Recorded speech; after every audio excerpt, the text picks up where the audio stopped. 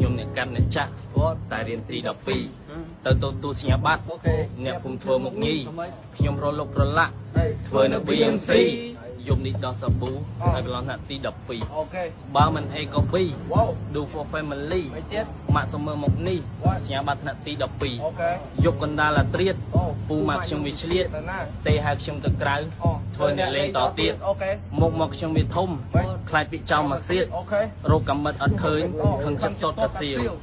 ម៉ាក់ខ្ញុំចេញមកសួរថាកូនណាកើតអីខ្ញុំថាយប់ងងឹតតាក់ជើងនឹងកៅអីខ្ញុំអ្នកកម្មអ្នកចាក់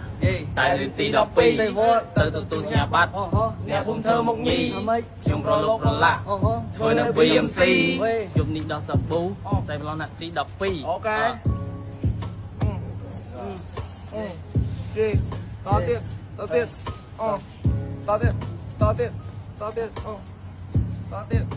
ទៀតមួយទៀតម៉ាក់សុំចូលសំរានសុំទៅកូនរំខានកូនសុំចេញទៅក្រៅគ្រូកំណត់គេហៅខ្ញុំដើរចេញទៅក្រៅទាំងចិត្តខ្ញុំវាក្តៅ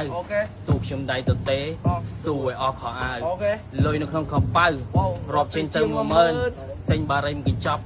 កែដែលកែមួយពើងសុំពេល2នាទីគិតរកវិធីឃើញដល់ Hennessy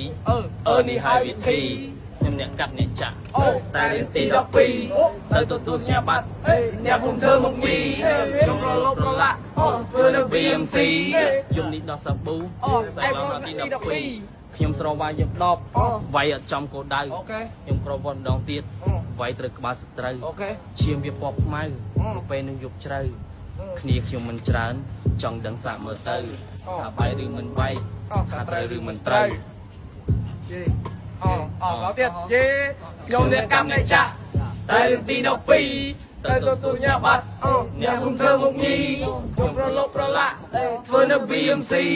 យប់នេះដល់សាប៊ូតែផ្លូវទី12ខ្ញុំអ្នកកាត់អ្នកចាក់តែរៀនទី12អ្នកខ្ញុំធ្វើមុខញី for BMC man for BMC